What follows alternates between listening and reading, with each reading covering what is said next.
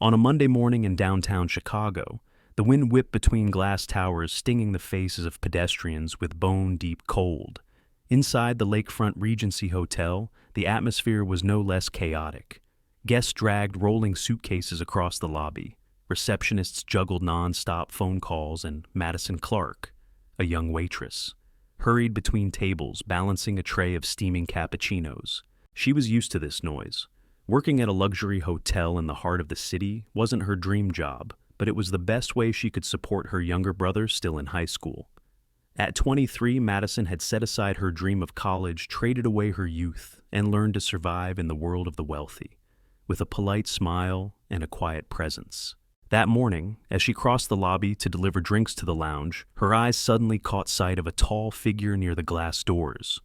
Broad-shouldered, dressed in a dark overcoat, hair slightly tousled as though he'd just pulled off a knit cap. But it wasn't his appearance that stopped her. It was the way he moved, the way he tilted his wrist to check his watch. That familiar gesture. She recognized it instantly. Jason Torres. Her best friend from high school, the boy who once lent her his jacket in the rain, who scribbled a sweet note in her yearbook, then vanished when his family moved out of state during her junior year. She hadn't seen him in 6 years. No Facebook, no email, no word at all. Her heart pounded. The fatigue of the morning vanished. Setting her tray down on a nearby table, Madison nearly ran from behind and threw her arms around him without hesitation. "Jason, oh my God, you've changed so much," she exclaimed, clinging to him, as though embracing an entire chapter of memories. The man froze for several seconds. Then he slowly turned silver gray eyes, widening in surprise. Madison instantly realized her mistake. Those eyes weren't Jason's. His angular features, strong nose, and sun-kissed skin looked nothing like the boy she remembered. And his expression wasn't one of recognition. It was surprise, mixed with amusement. "Oh no," Madison stumbled back and cheeks burning. I'm so sorry. I thought you were an old friend from high school." The man blinked, then gave a faint bemused smile, as if no one had hugged him by mistake in a hotel lobby in a very long time. "I'm afraid I'm not Jason," he said, his voice low and smooth, like a morning espresso. "But if I were him, I think I'd feel pretty lucky to be welcomed that way." Madison bit her lip and stepped back again. "I don't go around hugging strangers, I promise. You just walk exactly like my old friend. We haven't seen each other in years." Just then, sharp footsteps clicked across the marble floor. Clark barked Mr. Foster, the morning shift manager, his voice cutting through the air like ice. "What on earth are you doing?" Madison spun around, hands dropping at her sides. Mr. Foster looked at her as though she'd just spilled boiling coffee on a guest. "I just mistook him for someone else. I'm sorry," she murmured. "You hugged a guest in the middle of the lobby. This gentleman is a VIP penthouse guest. Clark, I don't want to hear another excuse." Before Madison could stammer out a reply, the man stepped forward, his voice calm but firm. "There's no need to make a scene, Mr. Foster. It was just a misunderstanding. I don't mind." Mr. Foster faltered, eyes flicking to the man's composed demeanor. It took only a second for Madison to realize. This man had authority, and Mr. Foster knew it. "Yes, of course, sir. My apologies for the inconvenience," he said, bowing slightly before turning back to Madison. "Back to work immediately." Madison nodded, bowed again in apology, and hurried away. But as she bent to pick up her now cooling tray of coffee, she could feel that silver-gray gaze still following her. That evening, back in the small apartment she shared with her younger brother Luke, Madison was still unsettled. She didn't tell him everything, only that she'd thought she'd seen an old friend, but it wasn't him. Luke just laughed, assuming his sister had stumbled into another awkward moment at work. But Madison knew better. Out of the hundreds of guests she served every week, no one had ever left her flustered, blushing, and breathless like that man. Though she didn't know his name, though she had no idea who he was, she couldn't forget those cool gray eyes, that steady gaze, and that enigmatic smile. And deep in her heart, a strange intuition whispered, maybe, just maybe, this wouldn't be the last time they crossed paths. The next morning, Madison tried to bury the memory of that awkward hug with the stranger. She slipped back into her familiar shell, cautious, silent, invisible. She didn't want attention, especially not from powerful guests. But what she didn't expect was that the man from yesterday came back. He arrived at precisely 9:15 a.m. as if keeping an appointment with fate, tall as ever, dressed in a fitted navy shirt that drew every glance and those unmistakable gray eyes. There was no mistaking him. Madison had just stepped out from behind the coffee bar when Amy, her coworker, whispered with barely concealed excitement, "Table 12 again. The guy you hugged, he just asked your name." Madison froze her throat tight. Taking a steadying breath, she walked toward table 12, by the window overlooking the lake where the morning light spilled across the wooden surface in long, golden stripes. He was sitting there, holding a finance magazine. He clearly wasn't reading, because the moment she approached, his eyes locked directly onto hers. "Good morning," Madison said, with her best professional smile. "What can I get for you today, sir?" "A black coffee and—" His lips curved slowly. Perhaps a little explanation. "Excuse me." Her brow furrowed. "Yesterday you mistook me for an old classmate," he said, smile deepening. "And today you look at me as if I'm about to call security. I'm curious. Which version of you is the real one?" Her face burned with embarrassment. She had never met anyone so direct. "Maybe," both she admitted softly. "Yesterday I thought you were someone I once knew, and for a moment I was happy. Today, I realize I hugged a stranger in expensive clothes, and I'm still mortified."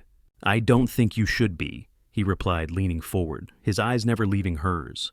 "In fact, I think you're unforgettable." Her voice caught.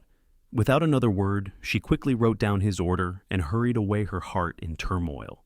His words were simple, but in a world where she was always a blur in the background, having someone notice her, really see her, was both strange and terrifying. From that day on, table 12 became a constant. Every morning, the stranger returned at the same time, sat in the same seat, and ordered the same black coffee, sometimes with a waffle, always by the window, always where Madison worked. She didn't know his name, and he didn't offer it. She didn't dare ask. But through brief conversations, snippets exchanged while she set down a cup or cleared a plate, something subtle began to take root. He told her he liked old movies, that he loved the rain but hated the snow, that he despised hollow parties where everyone wore masks. She told him she had once dreamed of studying culinary design, that every dish was a memory of her mother, that late at night she sketched imaginary menus in her notebook just to dream. "Why didn't you pursue culinary school?" he asked one morning. "Life doesn't always hand you the menu you want," she answered with a soft smile. "Sometimes you just have to eat what's put in front of you." He was silent for a long time after that.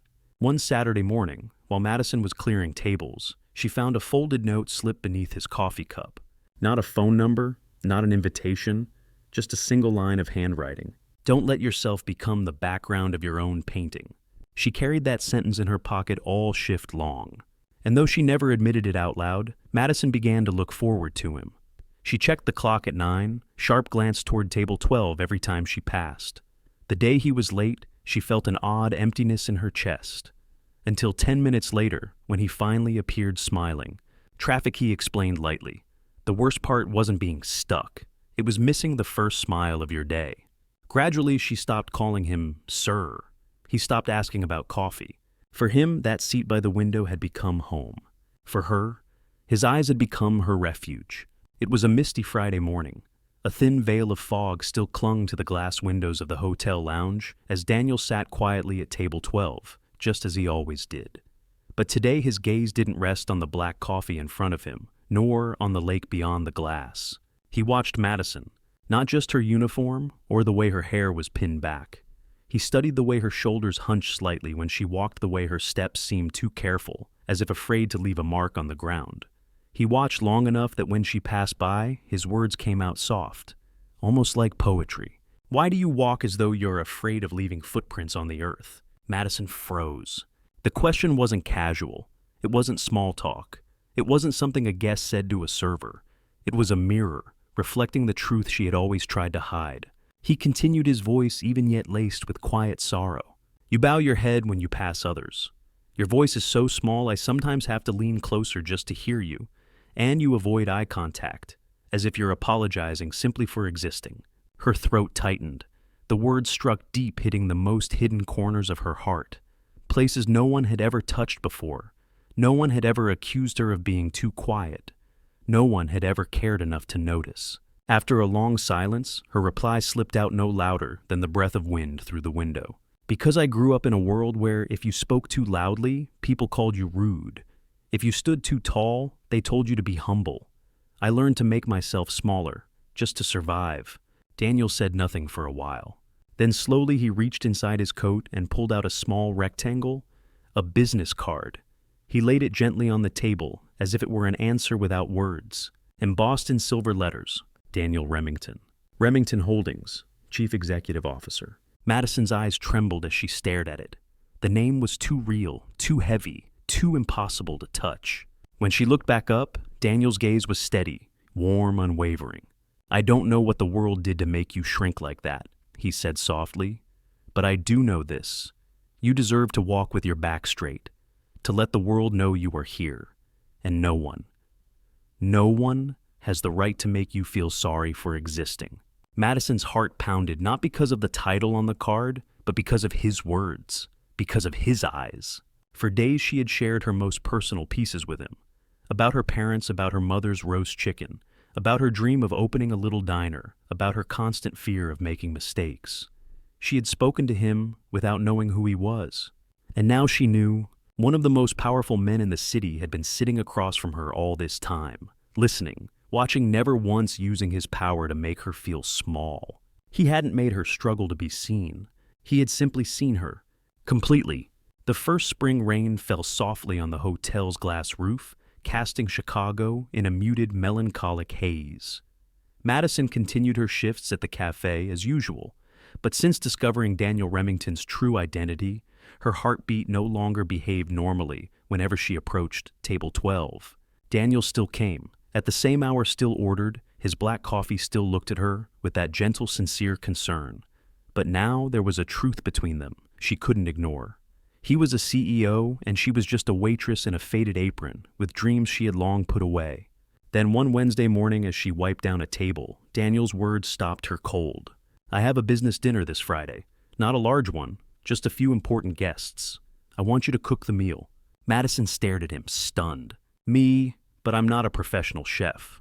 I only know how to cook a few family dishes." "Exactly," Daniel interrupted gently. "I don't need plates that look perfect for photographs. I want dishes that make people feel cared for. I want that dinner to have soul." She hesitated, caught between fear and self-doubt. But then he added, "I'll compensate you fairly. My driver will pick you up. All you need to bring is yourself, your real self." Madison could hardly believe her ears. Part of her wanted to refuse, too afraid, too insecure. But another part, the part that yearned to be acknowledged, gave a trembling nod. Friday evening, Daniel's penthouse looked like something out of a Hollywood film. Floor-to-ceiling windows revealed Lake Michigan glittering under the city's lights. The decor was modern, expensive, yet elegant. And in the middle of that luxury, Madison, wearing a simple black dress and her mother's embroidered handkerchief, stood in a kitchen larger than her entire apartment. She poured herself into the cooking with a mix of love and nerves: rosemary roast chicken, spiced pumpkin soup, honey garlic glazed vegetables. For dessert, caramel apple pie. The same one her mother used to bake every birthday for her and Luke. Before the guests arrived, Daniel stepped into the kitchen, hands in his pockets, smiling softly. "You look like you belong here." She laughed lightly, flipping the fish in the pan. "I feel more like I'm pretending to be a TV chef." "If this were television," Daniel replied, "you'd be the star of the show." Her heart gave a quiet, fierce thrum. The guests began to arrive, 6 in total, all from the city's financial elite. Some brought assistants, others arrived with partners dressed like they'd stepped straight off a Paris runway. And then the final woman entered, a woman Madison recognized instantly, though they had never met. Victoria Ellington. The press once dubbed her the steel rose of the investment world. Tall, with flowing blonde hair, crimson lips, and eyes as sharp as cut glass. She was Daniel's former fiancé. The last person Madison had ever imagined facing. "Daniel, darling?" Victoria greeted, brushing her cheek against his with a calculated smile. "I was almost surprised to receive your invitation." "This is a business evening," Daniel answered evenly. "And your company is relevant to the project." From behind the sliding kitchen door, Madison watched her chest tightening as Victoria placed a hand on Daniel's arm and laughed as though she had never left. Dinner began. The food was served in courses. Compliments filled the room, and from time to time Daniel glanced back toward the kitchen, sending Madison a fleeting proud look. Everything was going smoothly until Victoria spoke. "The food is interesting," she said slowly as though carefully crafting a review. "Very rustic." "Who prepared it?" "A local cook," Daniel answered shortly. "Someone I trust." Victoria's cold eyes flicked toward the kitchen. Rising, she strode in her heels, clicking sharply against the marble floor. "Oh, so you're the one who cooked," she said, scanning Madison from head to toe in her modest black dress. "Adorable. Did he hire you by the hour?" Madison clenched her fists, fighting to stay calm. "It's just a meal. I hope you enjoy it." "Oh, don't worry," Victoria sneered. "As long as the grease doesn't stain my Hermes scarf." She turned and walked away, leaving Madison in silence, wounded and humiliated. At the sink, Madison washed her hands, her eyes burning. All the confidence she had built up over the week crumbled in seconds under Victoria's sharp words. What was she in this world? A charity case? A distraction for the wealthy? Just a waitress pretending to be a chef in a world that was never hers. She dried her hands and prepared to slip away quietly. But at that moment, Daniel entered the kitchen. His gaze swept across her face. "What did she say to you?" "Nothing," Madison whispered. "Madison?" This time his voice was different, stronger, sharper, alive with fire. "She thinks I'm a joke," Madison breathed out. "A cheap performance, and maybe she's right." Daniel looked at her for a long moment. "No," he said firmly. "She's wrong, and I won't let her make you believe otherwise. Not for a single second." He turned and strode back into the dining room. Madison heard his voice steady and resolute. "Victoria, thank you for coming, but I think you should leave." "Daniel, what are you saying?" "I'm saying you insulted someone I invited into my home, and I won't allow that, no matter who you are." A heavy silence followed. Then footsteps, a door closing. Madison stood in the kitchen, eyes wet, her heart trembling. For the first time in her life, someone had stood up for her. Not out of duty, not out of pity, but because she was worth defending. Madison's kitchen was unusually quiet on Sunday afternoon. On the table sat 2 mugs of cocoa gone cold and a plate of cookies she'd bought for Luke but forgotten to serve. The golden glow of sunset filtered through the curtains, painting the scattered papers across the table in a melancholy light. She hadn't been searching for anything. She was just cleaning out an old filing cabinet where her mother used to store receipts, handwritten letters, family photographs, and business plans for the little diner they once owned before her parents' fatal accident 3 years ago.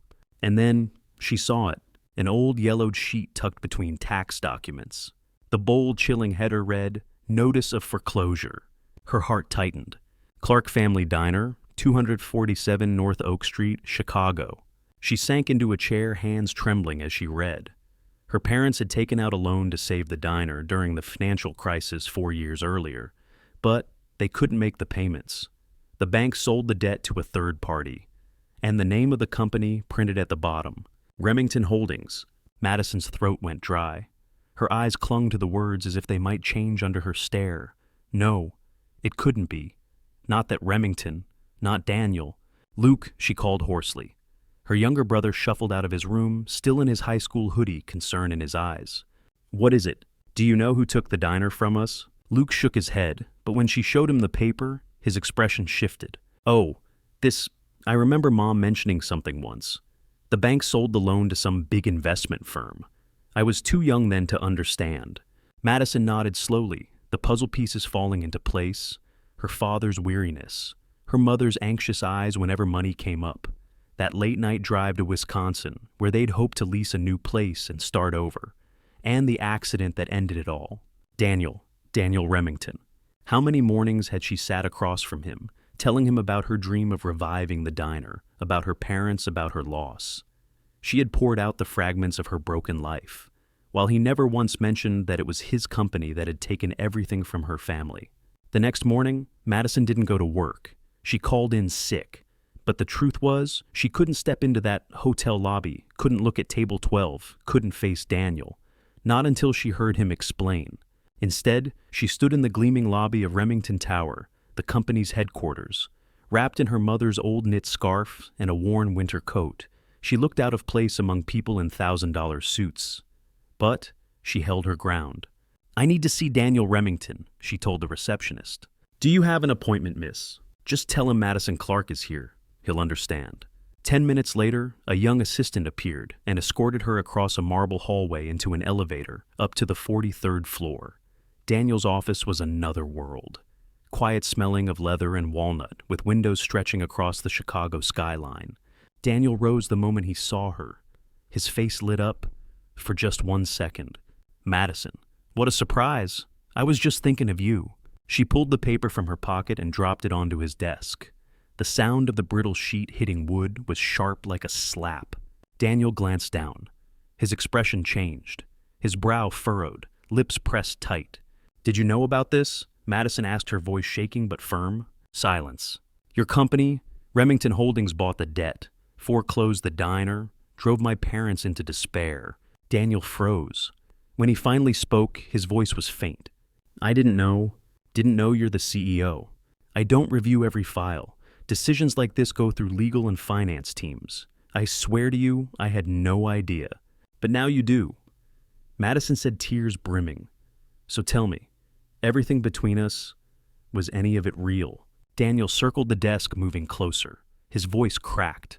"Madison, every morning I came to that cafe. It wasn't for the coffee. It was for you. For the way you talked to guests, for the way your eyes lit up when you spoke of food. I didn't know what my company had done to your family. But I know this. Not once, not ever did I see you as someone to pity. You were never a game, never charity." Madison let out a bitter, broken laugh. "Not a game. A waitress whose parents died because of the financial pressure caused by your company, and you, the CEO, just happened to fall for her. What is that, if not a Hollywood fairy tale?" For the first time since she'd met him, Daniel had no answer. Madison stepped back, her hands trembling, but her eyes steady. "Maybe you didn't know, but your company did, and the result is the same. I lost my family, my home, and now I've lost even the belief in what you called something real.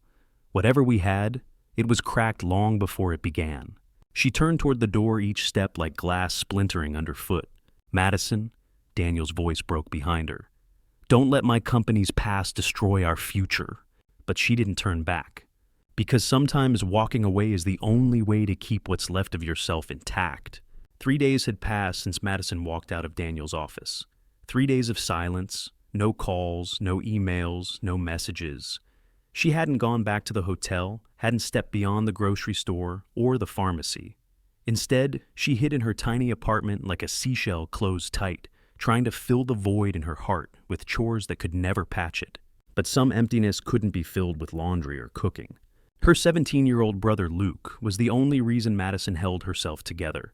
Each time she saw him smile, hair messy from studying late into the night, she reminded herself, "I have to be strong. For him." That evening, the apartment smelled of chicken soup and toasted bread. Madison stood at the counter chopping vegetables when Luke walked in, math binder in hand. "Hey sis, this problem's impossible. Can you help?"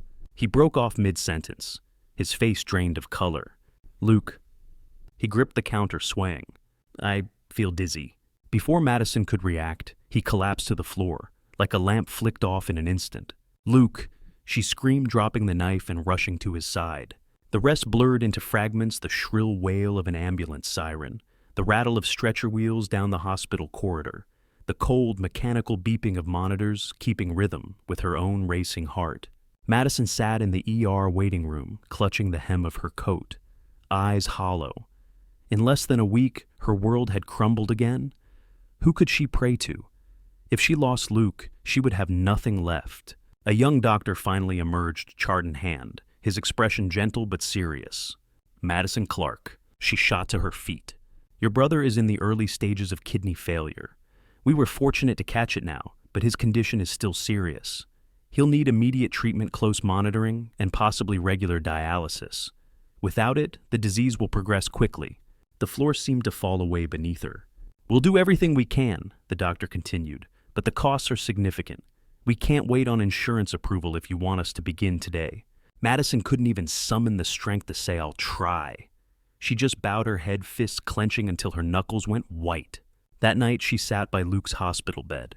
He hadn't fully woken, and the sight of tubes, fee lines, and wires tangled around his frail body felt like a waking nightmare. She opened her wallet. Inside was $87. Her bank account held less than $300. One day of treatment would eat up 3 months' wages before the medications, tests, and follow-ups. There was no one else to ask. No one, except him. Daniel, the thought made her chest ache. She had left him, accused him, walked away. But this wasn't about her.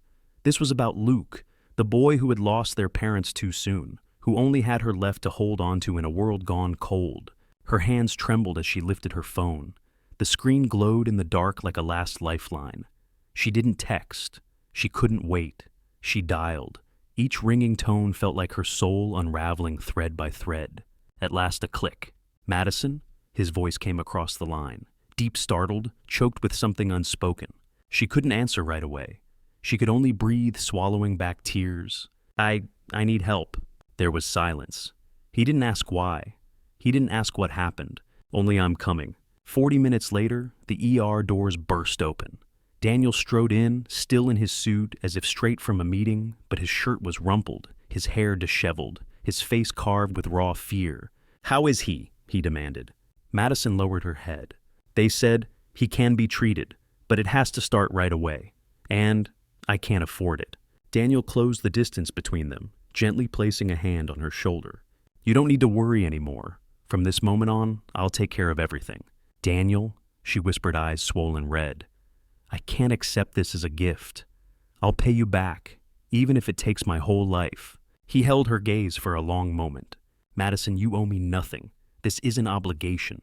This is choice. My choice." "Why?" she asked, voice breaking. "Because you are the most important person to me, and he is the most important person to you. That's all I need." Those words shattered the dam inside her. She wept. Not because of the money, not because of the promise of medical bills covered, but because of his voice soft like family, and his eyes filled not with pity, but with belonging. 2 days after Luke was admitted, things finally began to stabilize, at least medically. Thanks to Daniel's swift intervention and his financial support, Luke received emergency dialysis intravenous treatment and was placed on a long-term care plan. The doctors were optimistic, explaining that because it was caught early, his recovery chances were strong if he followed treatment closely. For the first time in days, Madison exhaled deeply. But almost immediately another feeling filled her chest. A heavy question she had no answer for. Who am I in his world? That afternoon, when Madison returned home to gather clothes for Luke, she found a white envelope slipped under her apartment door. She picked it up, opened it, and froze. Inside was a thick packet of documents printed on fine silver-edge paper. On the cover, bold letters read, "Property Transfer Agreement, address 247 North Oak Street, the former Clark family diner." Her hands shook. She flipped through the papers quickly. Daniel had bought back the diner, the very place her parents had poured their lives into, the place that had been stripped away, and signed it all over to her, along with a financial grant large enough to renovate, redesign, and reopen. Tucked in between the pages was a handwritten note, the script tilted and graceful. "I can't change what my company did, but I can return what never should have been taken. No conditions, no expectations. Just, if you want, let this place live again, the way your parents believed it could. Daniel." Madison slid down onto the floor, pressing the note to her chest. She used to think love was whispered words, stolen glances. But maybe sometimes love was silent action, reviving a dream someone else thought had died. That evening, she returned to the hospital. Luke was asleep, his breathing steadier, his face less pale. She sat beside his bed for a long while before stepping into the hallway. Daniel was there, sitting on a metal chair near the vending machine. No suit this time, just a gray hoodie and jeans. Simple, ordinary. Yet that simplicity made him closer to her than he had ever been. She sat down next to him. For a while they said nothing. Finally, Madison whispered, her voice rough. "You didn't have to do that. You didn't have to save my past." Daniel turned, his tone low but steady. "I didn't save it. I only returned what never should have been taken. You've done more than I could ever expect. I didn't do it to be thanked." "Then why?" He met her gaze unflinching. "Because I love you. Her breath caught. She blinked, not in shock, but because her heart felt like it had burst open. And yet tears welled in her eyes as she shook her head. "I'm not ready to forgive everything." Daniel nodded. "No disappointment, no pressure. I understand. I'm not asking for forgiveness today. I just want you to know, whether you walk away or walk back, I'll still be here, waiting for me. No, here, because of you." 3 days later, Madison returned to Oak Street. She stood before the old diner, the heart of her childhood, the place where she baked her first apple pie, where her father hung lanterns on holidays, where her mother sprayed rosewater onto napkins. The building was cleared out now, scaffolding in place, a banner hanging across the door, under renovation. A construction worker emerged smiling. "You must be Madison. The boss said you have full control over the design and rebuild." She nodded, glancing around. The kitchen, the counter, the corner table where her mother used to balance the books. A place of the past, now waiting to become the future. That night back at the hospital, she held Luke's hand and told him everything. That the diner was coming back, and this time, the two of them would carry on their parents' dream together. Luke gave her a faint smile, his eyes glimmering, fragile but alive. And Madison knew she hadn't been wrong to call Daniel that night. Now, when she looked at him, she no longer saw a CEO, no longer a man from another world. She saw the man who had stepped into hers, and stayed. The winds of Chicago shifted as the leaves on Michigan Avenue began to turn pale gold and deep crimson. Autumn was coming. Inside the brightly lit hospital room, Luke looked healthier. His skin was rosier, his energy returning day by day after nearly a week of treatment. Madison sat at his bedside, her hand wrapped around his. A soft smile curved her lips. "You know what?" she said gently, her voice as light as a falling leaf. "I've already renamed the diner." Luke turned, eyebrows raised. "Really, to what?" She inhaled deeply, then spoke with quiet conviction. "Clark and Son." Luke's eyes widened. He blinked as if unsure he'd heard correctly. "Clark and Son, but you're my sister." Madison let out a laugh through tears. "Dad gave his whole life to that diner. And if he were still here, I know he'd have passed it to you. Now, I just want Mom and Dad to know their dream still lives. That their son, you, will help me carry it forward." Luke smiled, a thin curve like the last autumn sunlight, but warmer than anything else in the world.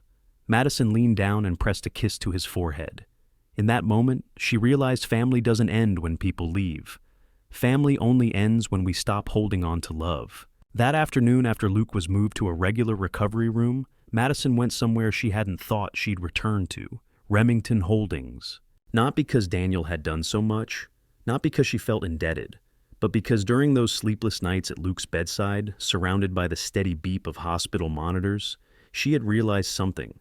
If Daniel had only been a cold CEO, he could have written a check and disappeared. If he had only pitied her, he never would have bought back her family's diner, written a handwritten note, or spent long nights in the hospital hallway waiting for updates on her brother. And even if love hadn't started at the right moment, he had proven it in the right way. On the 43rd floor, his office was as quiet as the first time she'd walked in. But this time, no assistant escorted her. Madison knocked, just once. The door opened. Daniel looked up from behind his desk, startled. Then he rose quickly as if afraid the vision before him would vanish. "Madison, I'm not here to thank you," she said at once, stepping inside. "I'm here to return this." In her hands was the packet of diner ownership papers. His face dimmed instantly. "I told you, there are no conditions." "I'm not giving it back because I feel forced," she replied, moving closer, laying the papers on his desk. Her heart pounded like thunder. "I'm giving it back because I don't want it as a gift." Her breath caught as she added softly, "I want it as a wedding gift." Silence fell, thick, absolute. Daniel blinked as though he needed time to trust his ears. What did you just say?" Madison smiled. For the first time, it was a smile without defenses, without fear. "I love you, Daniel Remington. I love the way you listen when I talk about Mom's apple pie. I love the way you stood up for me without me asking. I don't love you because you saved me. I love you because you believed I could stand on my own." Daniel crossed the space between them, not fast, not urgent. Each step was deliberate, like a vow spoken without words. "Madison Clark, do you know how many times I've wanted to say this?" She shook her head. "I've loved you since the moment you mistook me for Jason. since that hug pulled me back to life after years of living like a shadow. Her eyes glistened. Then, if you're ready to build a new world with me, I'm ready to let go of fear and walk beside you. He didn't answer with words. He simply took her hand, squeezed it, an unspoken promise. A new world, not his, not hers, theirs. That night on the rooftop of a high-rise beneath stars dimmed by the city's glow, Madison leaned close and whispered, "Are you afraid loving someone from a world so different than yours?" Daniel chuckled softly. "I'm not afraid, because you didn't just step into my world. You made me want to tear it down and rebuild it from the ground up." 6 months later, a fresh spring morning bathed the northern Chicago neighborhood in soft light.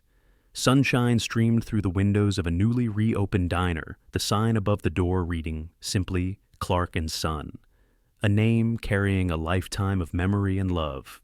There were no red ribbons, no reporters, no flashy grand opening.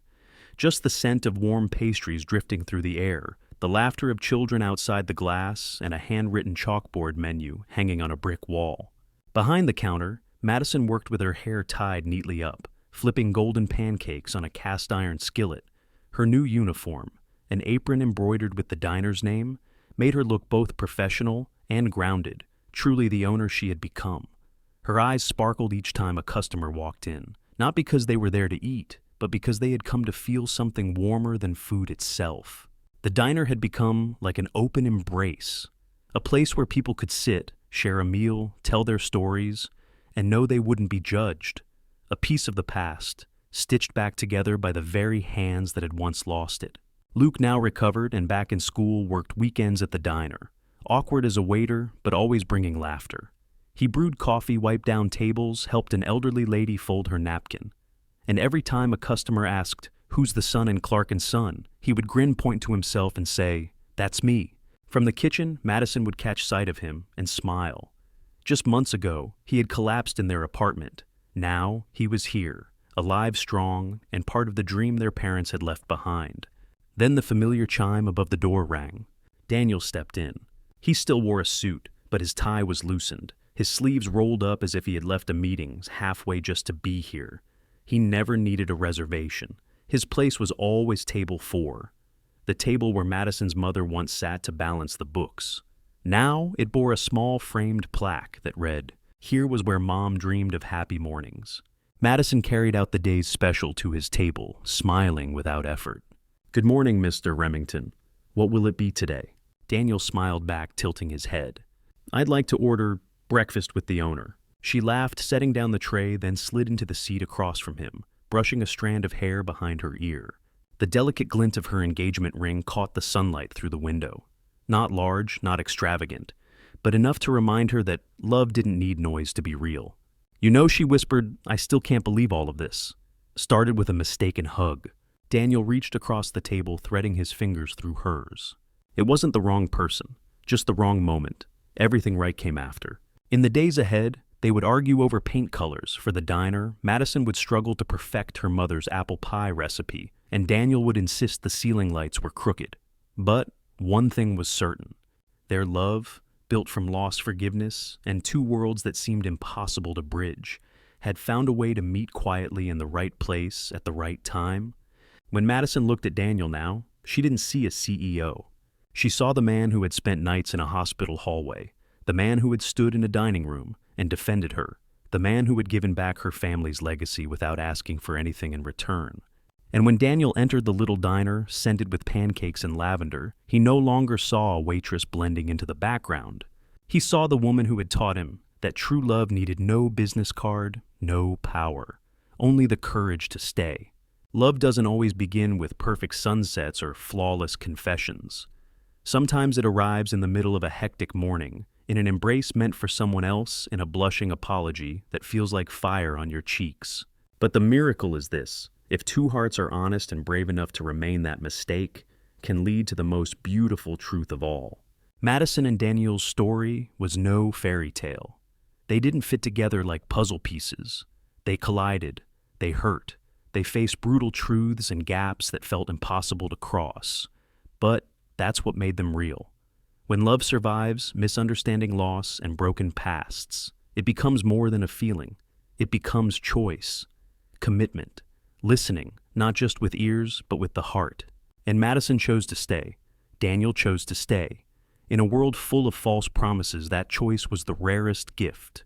So, when the sign Clark and Son lit up each morning, it wasn't just a diner opening. It was a symbol of rebirth, of family, of forgiveness, and above all, of a love discovered not in perfection, but in the profoundly human. And if you ever stroll down North Oak Street, you might glimpse a couple by the window hands entwined laughing at something small. Don't be surprised, because sometimes the most extraordinary beginnings come from a mistaken hug,